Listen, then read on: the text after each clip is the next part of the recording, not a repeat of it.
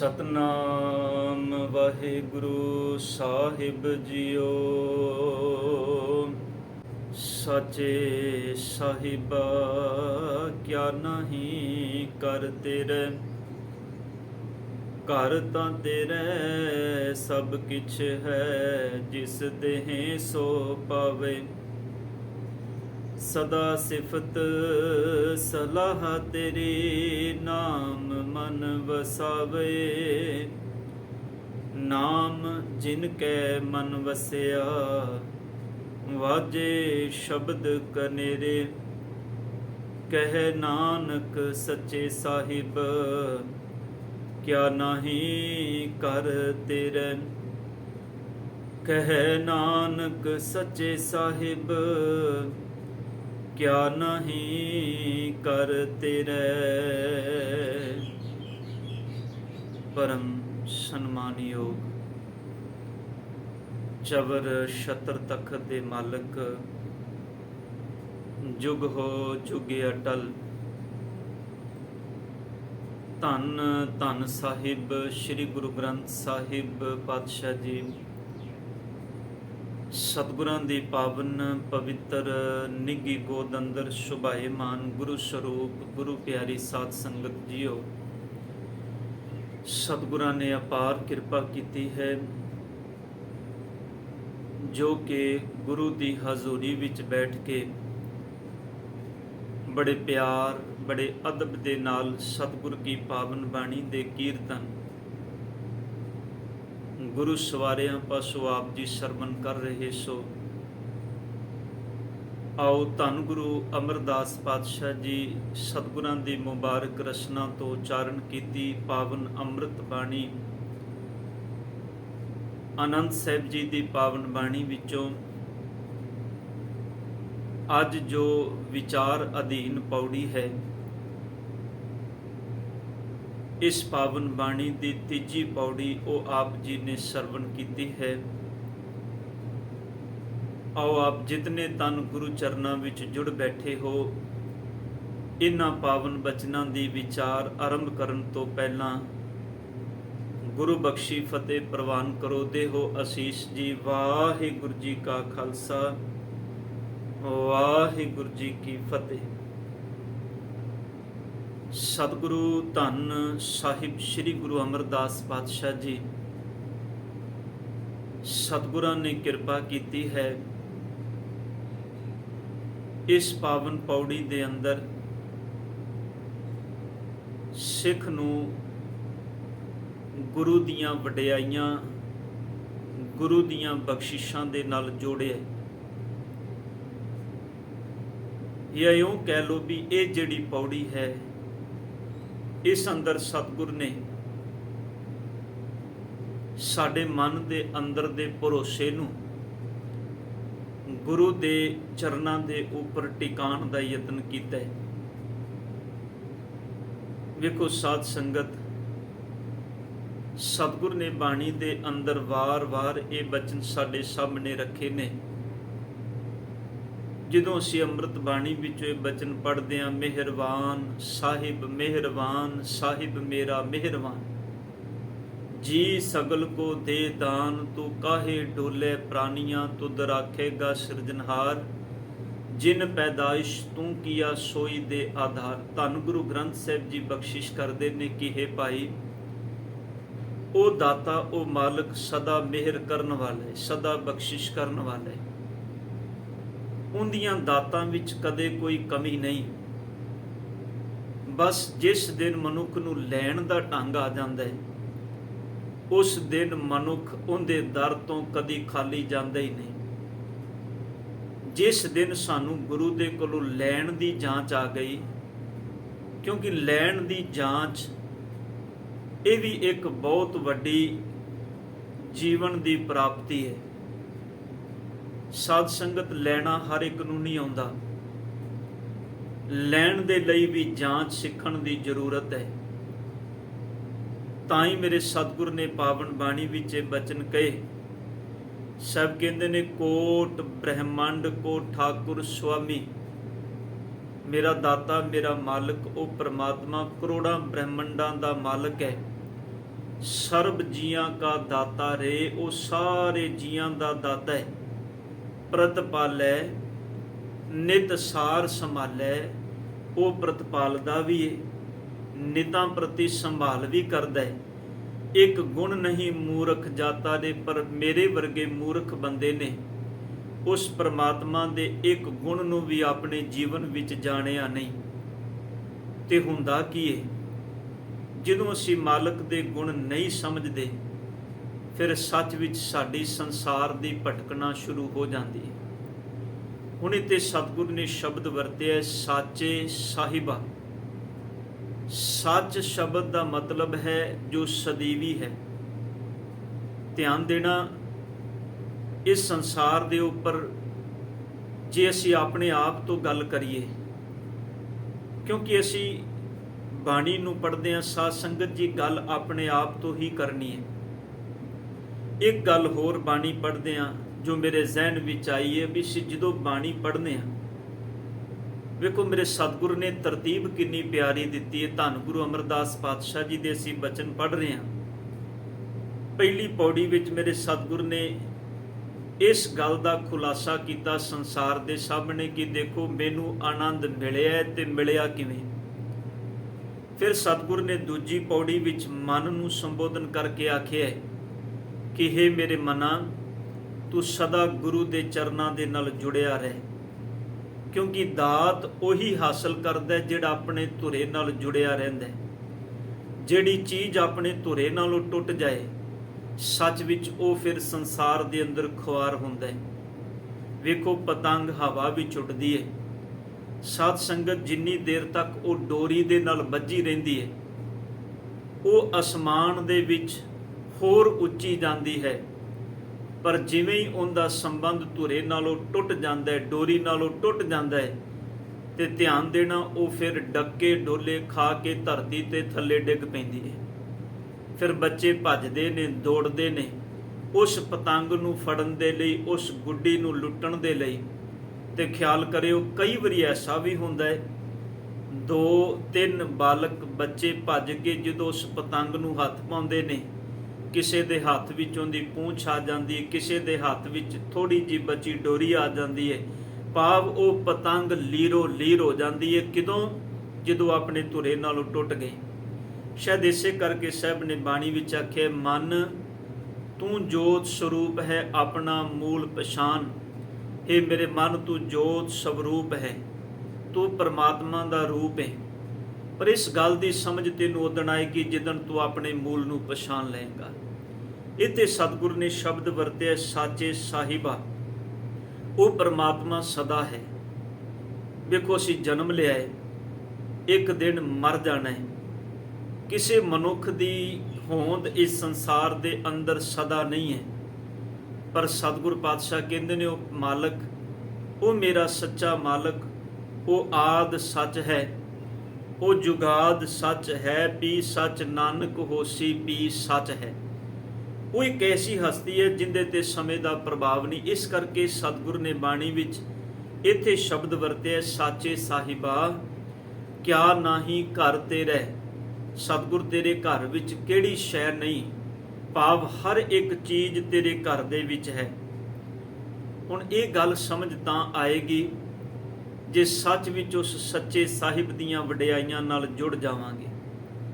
ਗੱਲ ਸਮਝ ਵਿੱਚ ਆਵੇ, ਮੈਂ ਇੱਕ ਛੋਟੀ ਜੀ ਉਦਾਹਰਨ ਆਪ ਜੀ ਦੇ ਚਰਨਾਂ ਵਿੱਚ ਬੇਨਤੀ ਵਜੋਂ ਕਹਿ ਦਿਆਂ। ਕੋਈ ਨਗਰ ਦਾ ਕਿਸੇ ਦਾ ਸੇਠ ਸੀ ਤੇ ਉਹਦਾ ਕਰਮ ਸੀ, ਉਹਨੇ ਜਦੋਂ ਕਿਤੇ ਸਰਦੀ ਦਾ ਮੌਸਮ ਆਣਾ, ਉਹਨੇ ਸਰਦੀ ਦੇ ਮੌਸਮ ਆਉਂਦਿਆਂ ਹੀ ਜਿਹੜੇ ਉਹਦੇ ਨਗਰ ਦੇ ਵਿੱਚ ਕੋਈ ਲੋੜਵੰਦ ਬੰਦੇ ਹੁੰਦੇ ਸੀ, ਉਹਨਾਂ ਨੂੰ ਕੰਬਲ ਰਜ਼ਾਈਆਂ ਦੇ ਕੇ, ਗਰਮ ਸ਼ੋਲ ਦੇ ਕੇ ਉਹਨਾਂ ਨੂੰ ਗਰਮੀ ਤੋਂ ਬਚਾਉਣ ਦੇ ਲਈ ਯਤਨ ਕਰਨੇ, ਕਿਉਂਕਿ ਮਾਲਕ ਦੀ ਦਿੱਤੀ ਹੋਈ ਦਾਤ ਮਾਇਆ ਘਰ ਵਿੱਚ ਬਹੁਤ ਸੀ। ਉਹਨੇ ਆਪਣੇ ਜੀਵਨ ਵਿੱਚ ਇਸ ਕਰਮ ਨੂੰ ਇੱਕ ਸੇਵਾ ਦਾ ਕਰਮ ਬਣਾ ਲਿਆ। ਸਮਾਂ ਲੰਘਿਆ, ਇੱਕ ਵਾਰ ਗਰਮੀ ਦੀ ਰੁੱਤ ਲੰਘੀ ਤੇ ਸਰਦੀ ਦੀ ਰੁੱਤ ਸ਼ੁਰੂ ਹੋਈ। ਹੁਣ ਜਿਹੜੇ ਲੋਕ ਇਸ ਗੱਲ ਨੂੰ ਨਗਰ ਦੇ ਅੰਦਰ ਜਾਣਦੇ ਸਨ ਵੀ ਇਸ ਸੇਠ ਦਾ ਇਹ ਕਰਮ ਹੈ, ਸਰਦੀ ਦੀ ਰੁੱਤ ਆਉਂਦਿਆਂ ਇਹਨੇ ਕੰਬਲ ਤਲਾਈਆਂ ਇਹ ਚੀਜ਼ਾਂ ਵੰਡ ਕੇ ਆਪਣੀ ਖੁਸ਼ੀ ਮਾਣਦਾ ਹੈ। ਉਹ ਲੋਕ ਮਨ 'ਚ ਸੋਚਣ ਲੱਗੇ ਵੀ ਇਸ ਵਾਰ ਸਰਦੀ ਸ਼ੁਰੂ ਹੋ ਗਈ ਹੈ, ਪਰ ਸੇਠ ਦਾ ਕੋਈ ਸੁਨੇਹਾ ਨਹੀਂ ਆਇਆ, ਕੋਈ ਮੈਸੇਜ, ਕੋਈ ਸੰਦੇਸ਼ ਨਹੀਂ ਆਇਆ ਵੀ ਕੀ ਕਾਰਨ ਹੋ ਗਿਆ। ਚਲੋ ਲੋਕ ਇਕੱਠੇ ਹੋਏ, ਜਿਹੜੇ ਲੋੜਵੰਦ ਸਨ ਉਹਨਾਂ ਨੇ ਮਨ 'ਚ ਸੋਚਿਆ ਤੇ ਸੋਚ ਕੇ ਅੱਜ ਸਾਰੇ ਇਕੱਠੇ ਹੋ ਕੇ ਉਹ ਸੇਠ ਦੇ ਘਰ ਚਲੇ ਗਏ। ਪਰ ਜਦੋਂ ਸੇਠ ਦੇ ਘਰ ਪਹੁੰਚੇ, ਘਰ ਦਾ ਦਰਵਾਜ਼ਾ ਖੜਕਾਇਆ ਤੇ ਅੰਦਰੋਂ ਸੇਠ ਦਾ ਪੁੱਤਰ ਬਾਹਰ ਨਿਕਲਿਆ। ਲੋਕ ਕਹਿੰਦੇ ਨੇ ਕਿ ਜਿਹੜਾ ਸੇਠ ਇਸ ਘਰ ਵਿੱਚ ਰਹਿੰਦਾ ਹੈ, ਉਹ ਸਰਦੀ ਦੀ ਰੁੱਤ ਸ਼ੁਰੂ ਹੁੰਦਿਆਂ ਨਗਰ ਦੇ ਲੋਕਾਂ ਨੂੰ ਗਰਮ ਸ਼ੌਲ, ਗਰਮ ਤਲਾਈ ਜਾਂ ਫਿਰ ਕੰਬਲ ਦੇ ਕੇ ਨਿਵਾਜਦਾ ਹੁੰਦਾ ਸੀ। ਪਰ ਕੀ ਗੱਲ, ਇਸ ਵਾਰੀ ਸਰਦੀ ਸ਼ੁਰੂ ਹੋ ਗਈ ਹੈ, ਸੇਠ ਨੇ ਕਿਸੇ ਨੂੰ ਇਹ ਦਾਤ ਦਿੱਤੀ ਨਹੀਂ, ਚੀਜ਼ਾਂ ਦਿੱਤੀਆਂ ਨਹੀਂ, ਕਾਰਨ ਕੀ ਹੈ? ਉਸ ਬੱਚੇ ਨੇ, ਸੇਠ ਦੇ ਪੁੱਤਰ ਨੇ ਘਰੋਂ ਬਾਹਰ ਨਿਕਲਦੇ ਬੋਲ ਕੇ ਕਹਿਣ ਲੱਗੇ ਹੁਣ ਇੱਥੋਂ ਚਲੇ ਜਾਓ, ਕਿਉਂਕਿ ਸੇਠ ਜਿਹੜਾ ਸੀ ਮੇਰਾ ਪਿਓ, ਉਹ ਹੁਣ ਇਸ ਸੰਸਾਰ ਤੇ ਨਹੀਂ ਰਿਹਾ। ਹੁਣ ਇਹ ਘਰ ਤੇ ਮੇਰਾ ਕਬਜ਼ਾ ਹੈ, ਹੁਣ ਇਹ ਜ਼ਮੀਨ ਜਾਇਦਾਦ ਮੇਰੀ ਹੈ ਤੇ ਮੈਂ ਆਪਣੀ ਜ਼ਮੀਨ ਤੇ ਜਾਇਦਾਦ ਐਵੇਂ ਕਿਸੇ ਦੇ ਅੰਦਰ ਨਹੀਂ ਵੰਡ ਸਕਦਾ। ਭਾਵ ਇਹ ਕਿ ਗੁਰਮਖੋ, ਜਦੋਂ ਅਸੀਂ ਸੰਸਾਰ ਨਾਲ ਜੁੜ ਜਾਵਾਂਗੇ, ਇਹ ਦਾਤਾਂ ਉਨੀ ਦੇਰ ਤੱਕ ਨੇ ਜਿੰਨੀ ਦੇਰ ਤੱਕ ਅਸੀਂ ਜਿਸ ਇਨਸਾਨ ਨਾਲ ਜੁੜੇ ਹੋਏ ਹਾਂ ਉਸ ਇਨਸਾਨ ਦੀ ਹਯਾਤੀ ਤੱਕ ਮਿਲਦੀਆਂ ਨੇ। ਪਰ ਜਦੋਂ ਉਸ ਕਰਤੇ ਮਾਲਕ ਨਾਲ ਜੁੜ ਜਾਵਾਂਗੇ, ਜਿਹਨੂੰ ਸਾਹਿਬ ਕਹਿੰਦੇ ਨੇ ਦੇਂਦਾ ਦੇ ਲੈਂਦੇ ਥੱਕ ਪਾਏ, ਜਿਹਨੂੰ ਸਤਿਗੁਰ ਕਹਿੰਦੇ ਨੇ ਉਹ ਦੇ ਰਿਹਾ ਹੈ, ਪਰ ਦੇਂਦਾ ਉਹ ਕਦੀ ਥੱਕਦਾ ਨਹੀਂ, ਪਰ ਲੈਣ ਵਾਲਾ ਥੱਕ ਜਾਂਦਾ ਹੈ। ਤਾਂ ਹੀ ਬਾਬਾ ਫਰੀਦ ਸਾਹਿਬ ਜੀ ਨੇ ਕਿਹਾ, ਖਾਂਦਿਆਂ ਮੂੰਹ ਇਕੱਠਾ, ਪਹਿਨੰਦਿਆਂ ਸਭ ਅੰਗ, ਤ੍ਰਿਗ ਤਿਨਾ ਕਾ ਜੀਵਿਆ, ਜਿਨ ਸੱਚ ਨਾ ਲੱਗੋ ਰੰਗ।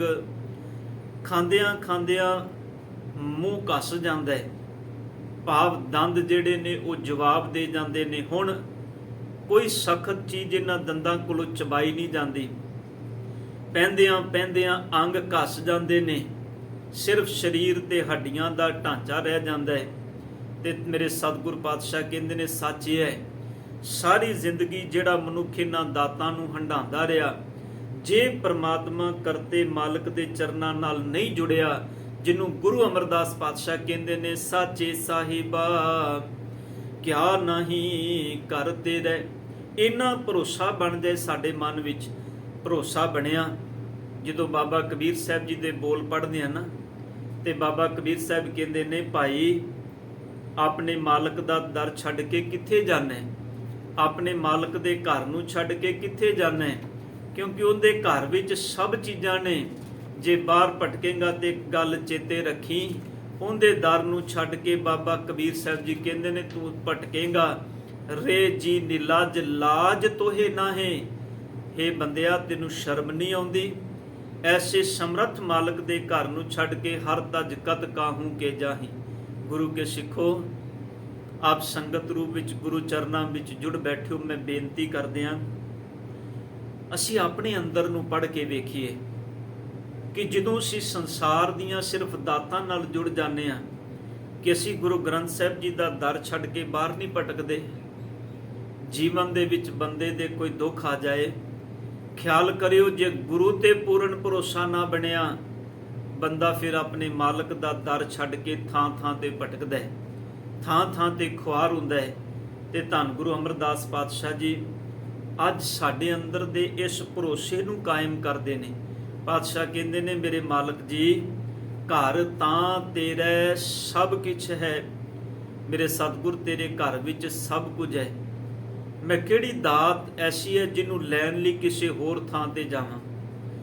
ਕਿਉਂਕਿ ਮੈਂ ਤਾਂ ਜਾਵਾਂ ਜੇ ਮੈਨੂੰ ਇਹ ਗੱਲ ਉਹ ਦਾਤ ਤੇਰੇ ਦਰ ਤੋਂ ਪ੍ਰਾਪਤ ਨਾ ਹੋਵੇ। ਜਦੋਂ ਸਤਿਗੁਰ ਤੇਰੇ ਘਰ ਵਿੱਚੋਂ ਹੀ ਸਭ ਕੁਝ ਮਿਲਦਾ ਪਿਆ ਹੈ ਤੇ ਮੇਰੇ ਸਤਿਗੁਰ ਪਾਤਸ਼ਾਹ ਕਹਿੰਦੇ ਨੇ ਮੈਂ ਹੋਰ ਪਾਸੇ ਜਾਵਾਂ ਕਿਉਂ? ਘਰ ਤਾਂ ਤੇਰਾ ਸਭ ਕੁਛ ਹੈ, ਜਿਸ ਦੇਹੇ ਪਰ ਸਾਚੇ ਹੈ। ਧੰਨ ਗੁਰੂ ਅਮਰਦਾਸ ਪਾਤਸ਼ਾਹ ਕਹਿੰਦੇ ਨੇ ਕੋਈ ਆਪਣੇ ਬਲ ਨਾਲ ਨਹੀਂ ਲੈ ਸਕਦਾ, ਕੋਈ ਆਪਣੀ ਆਕੜ ਨਾਲ ਵੀ ਨਹੀਂ ਲੈ ਸਕਦਾ, ਕੋਈ ਆਪਣੀ ਸਿਆਣਪ ਤੇ ਚਤੁਰਾਈ ਨਾਲ ਵੀ ਨਹੀਂ ਲੈ ਸਕਦਾ।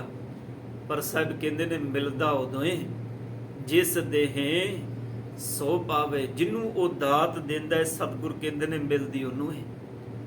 ਬਾਬਾ ਆਦਮ ਦੀ ਗੱਲ ਅਸੀਂ ਸੁਣਨੇ ਆ, ਗੁਰੂ ਨਾਨਕ ਗੁਰੂ ਹਰਗੋਬਿੰਦ ਸਾਹਿਬ ਜੀ ਦੇ ਚਰਨਾਂ ਵਿੱਚ ਸੇਵਾ ਕਰਨ ਜੁੜੇ ਨੇ ਬਾਬਾ ਆਦਮ ਜੀ, ਪਰ ਮਨ ਵਿੱਚ ਇੱਕੋ ਹੀ ਤਾਂਗੇ ਆਪਣੇ ਗੁਰੂ ਦੇ ਚਰਨਾਂ ਵਿੱਚ ਸੇਵਾ ਕਰਾਂਗਾ।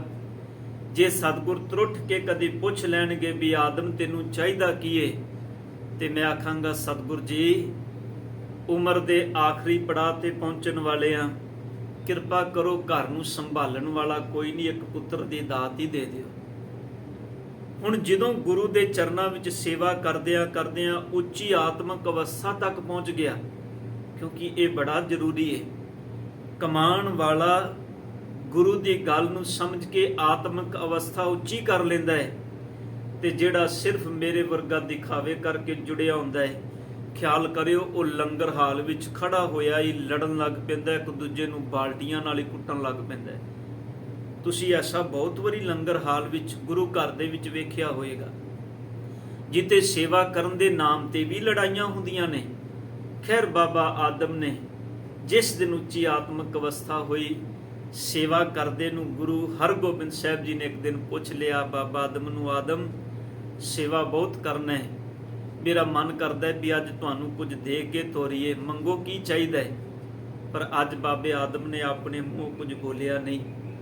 ਹੁਣ ਮਨ 'ਚ ਸੋਚਦਾ ਵੀ ਗੁਰੂ ਕੋਲੋਂ ਪੁੱਤਰ ਮੰਗਾਂਗਾ ਤੇ ਗੁਰੂ ਆਖੇਗਾ ਜੇ ਤੱਕ ਸੰਸਾਰ ਨਾਲ ਜੁੜਿਆ, ਹੁਣ ਤੇ ਬਜ਼ੁਰਗੀ ਆਉਣ ਵਾਲੀ ਹੋ ਗਈ ਏ, ਹੁਣ ਤੇ ਉਮਰ ਦਾ ਤੀਜਾ ਪੜਾਉਣ ਵਾਲਾ ਹੋ ਗਿਆ ਏ, ਅਜੇ ਵੀ ਸੰਸਾਰ ਦੀਆਂ ਦਾਤਾਂ ਨਾਲ ਜੁੜਿਆ। ਬਸ ਕਹਿੰਦੇ ਨੇ ਮੇਰੇ ਸਤਿਗੁਰ ਪਾਤਸ਼ਾਹ ਜੀ ਮੈਨੂੰ ਤੁਹਾਡੇ ਚਰਨਾਂ ਵਿੱਚੋਂ ਕੁਝ ਨਹੀਂ ਚਾਹੀਦਾ, ਤੁਹਾਡਾ ਦਿੱਤਾ ਸਭ ਕੁਝ ਹੈ। ਬਸ ਜਿਸ ਦਿਨ ਸਿੱਖ ਨੂੰ ਇਹ ਗੱਲ ਸਮਝ, ਹਾਂ ਗੁਰੂ ਜਿੱਦਣ ਤਰੁੱਠਿਆ, ਧੰਨ ਗੁਰੂ ਹਰਗੋਬਿੰਦ ਸਾਹਿਬ ਜੀ ਖੁਸ਼ ਹੋਏ ਸੀ ਤੇ ਬਾਬੇ ਆਦਮ ਦੇ ਘਰ ਆਪਣੇ ਆਪ ਹੀ ਚਲੇ ਗਏ। ਪੁੱਛ ਲਿਆ ਸੀ ਆਦਮ ਤੂੰ ਤੇ ਨਹੀਂ ਮੰਗਿਆ ਪਰ ਅਸੀਂ ਦੇਣ ਆ ਗਏ ਆ, ਘਰ ਤਾਂ ਤੇਰਾ ਸਭ ਕੁਛ ਹੈ, ਜਿਸ ਦੇਹੇ ਸੋ ਪਾਵੇ, ਜਿਹਨੂੰ ਤੂੰ ਦੇਣਾ ਹੈ ਮੇਰੇ ਸਤਿਗੁਰ ਜੀ ਦਾਤ ਉਹਨੂੰ ਮਿਲਦੀ ਹੈ। ਕੋਈ ਆਪਣੇ ਬਲ ਨਾਲ, ਕੋਈ ਆਪਣੀ ਸਿਆਣਪ ਨਾਲ, ਕੋਈ ਆਪਣੀ ਚਤੁਰਾਈ ਨਾਲ ਨਹੀਂ ਲੈ ਸਕਦਾ। ਧੰਨ ਗੁਰੂ ਅਮਰਦਾਸ ਪਾਤਸ਼ਾਹ ਕਹਿੰਦੇ ਨੇ ਹਾਂ ਜਦੋਂ ਇਹ ਦਾਤ ਮਿਲ ਜਾਏ ਫਿਰ ਕਰਨਾ ਕੀ ਹੈ। ਸਭ ਕਹਿੰਦੇ ਨੇ ਸਦਾ ਸਿਫਤ ਸਲਾਹ ਤੇਰੀ, ਇਹ ਮੇਰੇ ਮਾਲਕ ਜੀ ਫਿਰ ਸਦਾ ਤੇਰੀ ਸਿਫਤੋ ਸਲਾਹ, ਤੇਰੇ ਅੰਮ੍ਰਿਤ ਗੁਣ ਨਾਮ ਮਨ ਵਸਾਵੇ। ਇਹ ਭਾਈ ਆਪਣੇ ਮਨ ਦੇ ਵਿੱਚ ਇਸ ਨਾਮ ਨੂੰ ਵਸਾ ਲੈ, ਪਰਮਾਤਮਾ ਦੀ ਸਿਫਤ ਸਲਾਹ ਨੂੰ ਵਸਾ ਲੈ, ਭਾਵ ਸਦਾ ਮਾਲਕ ਦੀ ਸਿਫਤ ਸਲਾਹ ਦੇ ਨਾਲ ਜੁੜਿਆ ਰਹੀ। ਨਾਮ ਜਿਨ ਕੈ ਮਨ ਵਸਿਆ, ਜਿਨ੍ਹਾਂ ਦੇ ਮਨ ਵਿੱਚ ਨਾਮ ਵਸ ਜਾਏ। ਗੁਰੂ ਅਮਰਦਾਸ ਜੀ ਕਹਿੰਦੇ ਨੇ ਵਾਜੇ ਸ਼ਬਦ ਕਨੇਰੇ, ਉਹਨਾਂ ਦੇ ਅੰਦਰ ਫਿਰ ਅਨੇਕਾਂ ਵਾਜੇ ਵੱਜਦੇ ਨੇ। ਹੁਣ ਵਾਜੇ ਵੱਜਣ ਦਾ ਮਤਲਬ ਹੈ ਇਹ ਪ੍ਰਤੀਕਾਤਮਕ ਸ਼ਬਦ ਦੇ ਸਾਧ ਸੰਗਤ ਦਾ ਮਤਲਬ ਹੈ ਖੁਸ਼ੀ, ਅੰਦਰ ਖੁਸ਼ੀ ਦਾ ਪੈਦਾ ਹੋਣਾ। ਵੇਖੋ ਇਹ ਸ਼ਬਦ ਕਿਤੇ ਵਾਜੇ ਸ਼ਬਦ ਕਨੇਰੇ ਦੇ ਰੂਪ ਵਿੱਚ ਆਏਗਾ, ਕਿਤੇ ਪੰਜ ਸ਼ਬਦ ਵਿੱਚ ਆਇਕ ਸਰੂਪ ਵਿੱਚ ਆਏਗਾ, ਕਿਤੇ ਸਤਿਗੁਰ ਨੇ ਆਖਿਆ ਵੀ ਵਧਾਈਆਂ। ਇਹਨਾਂ ਸ਼ਬਦਾਂ ਦਾ ਭਾਵ ਇੱਕੋ ਹੀ ਹੈ। ਜਦੋਂ ਮਨ ਅੰਦਰ ਬੜਾ ਆਨੰਦ ਬਣ ਜਾਏ ਉਹਨੂੰ ਸਤਿਗੁਰ ਨੇ ਆਖਿਆ ਵਾਜੇ ਸ਼ਬਦ ਕਨੇਰੇ। ਸਭ ਕਹਿੰਦੇ ਨੇ ਜਿਨ੍ਹਾਂ ਦੇ ਮਨ ਵਿੱਚ ਨਾਮ ਵਸ ਗਿਆ ਉਹਨਾਂ ਦੇ ਅੰਦਰ ਫਿਰ ਕਨੇਰੇ ਸ਼ਬਦ ਭਾਵ ਫਿਰ ਬਹੁਤ ਆਨੰਦ ਬਣ ਜਾਂਦਾ ਹੈ। ਤੇ ਸਤਿਗੁਰ ਅਖੀਰਲੀ ਪੰਕਤੀ ਵਿੱਚ ਫਿਰ ਕਹਿੰਦੇ ਨੇ ਕਹਿ ਨਾਨਕ ਸੱਚੇ ਸਾਹਿਬ ਕਿਆ ਨਹੀਂ ਘਰ ਤੇ ਰਹੇ। ਮੇਰੇ ਸਤਿਗੁਰ ਜੀ, ਹੇ ਮੇਰੇ ਸੱਚੇ ਮਾਲਕ ਜੀ, ਮੈਂ ਕਿਉਂ ਕਿਸੇ ਦੇ ਦਰ ਤੇ ਜਾਵਾਂ, ਕਿਉਂਕਿ ਤੇਰੇ ਘਰ ਵਿੱਚ ਸਭ ਕੁਝ ਹੈ। ਸਭ ਦਾਤਾਂ ਮੈਨੂੰ ਤੇਰੇ ਘਰ ਦੇ ਵਿੱਚੋਂ ਮਿਲ ਗਈਆਂ ਨੇ। ਧਿਆਨ ਦੇਣਾ, ਇਹ ਉਹ ਗੁਰੂ ਕਹਿ ਰਿਹਾ ਹੈ ਜਿਹੜਾ ਗੁਰੂ ਆਪਣੇ ਜੀਵਨ ਦੇ 20 ਸਾਲ ਗੰਗਾ ਦੀ ਯਾਤਰਾ ਕਰਦਿਆਂ ਹੋਇਆਂ ਬਿਤਾ ਦਿੰਦੇ ਨੇ। ਗੁਰੂ ਅਮਰਦਾਸ ਪਾਤਸ਼ਾਹ ਜੀ 1521 ਤੋਂ 1541 ਤੱਕ 20 ਸਾਲ 20 ਵਾਰ ਗੰਗਾ ਦੀ ਯਾਤਰਾ ਤੇ ਜਾਂਦੇ ਨੇ। ਪਰ ਧੰਨ ਗੁਰੂ ਅੰਗਦ ਦੇਵ ਪਾਤਸ਼ਾਹ ਜੀ ਦੀ ਸ਼ਰਨ ਵਿੱਚ ਆ ਕੇ ਜਦੋਂ ਇਹ ਮਨੂਰ ਹੋਇਆ, ਮਨ ਗੁਰੂ ਦੇ ਸ਼ਬਦ ਨਾਲ ਜੁੜ ਕੇ ਸੋਨੇ ਵਰਗਾ ਬਣ ਗਿਆ, ਜਿਹਨੂੰ ਪਟ ਕਹਿੰਦੇ ਨੇ ਕੱਚੋ ਕੰਚਨ ਪਇਓ, ਸ਼ਬਦ ਗੁਰ ਸ਼ਰਵਨੇ ਸੁਣਿਓ, ਬਿਖਤੇ ਅੰਮ੍ਰਿਤ ਹੋਇਓ, ਨਾਮ ਸਤ ਗੁਰਮੁਖ ਪਣਿਓ, ਲੋਹੋ ਹੋਇਓ ਲਾਲ ਨਦਰ ਸਤ ਗੁਰ ਜਦ ਤਾਰੈ, ਪਾਹਨ ਮਾਨਕ ਕਰੈ ਗਿਆਨ ਗੁਰ ਕਹਿਓ ਵਿਚਾਰੈ। ਜਦੋਂ ਮਨ ਦੀ ਅਵਸਥਾ ਬਣ ਗਈ, ਫਿਰ ਅੰਦਰੋਂ ਆਵਾਜ਼ ਨਿਕਲੀ, ਸਾਚੇ ਸਾਹਿਬਾ ਕਿਆ ਨਹੀਂ ਕਰਤੇ ਰਹਿ, ਕਿਆ ਨਹੀਂ ਕਰਤੇ ਰਹਿ, ਕਿਆ ਨਹੀਂ ਕਰਤੇ ਰਹਿ। हे ਮੇਰੇ ਸਤਿਗੁਰ, ਤੇਰੇ ਘਰ ਵਿੱਚ ਕੀ ਨਹੀਂ, ਸਭ ਦਾਤਾਂ ਤੇਰੇ ਘਰ ਦੇ ਵਿੱਚ ਨੇ। ਤੇ ਸਤਿਗੁਰੂ ਗੁਰੂ ਅਮਰਦਾਸ ਪਾਤਸ਼ਾਹ ਕਹਿੰਦੇ ਨੇ, ਕਹਿ ਨਾਨਕ ਸੱਚੇ ਸਾਹਿਬ ਕਿਆ ਨਹੀਂ ਘਰ ਤੇਰੇ। ਸਤਿਗੁਰੂ, ਤੇਰੇ ਘਰ ਵਿੱਚ ਸਭ ਦਾਤਾਂ ਨੇ, ਪਰ ਸੱਚ ਇਹ ਹੈ, ਇਹਨਾਂ ਦਾਤਾਂ ਨੂੰ ਉਹੀ ਮਨੁੱਖ ਪ੍ਰਾਪਤ ਕਰਦਾ ਹੈ ਜਿਹੜਾ ਭਰੋਸੇ ਵਿੱਚ ਗੁਰੂ ਦੇ ਸ਼ਬਦ ਨਾਲ ਜੁੜ ਜਾਂਦਾ ਹੈ।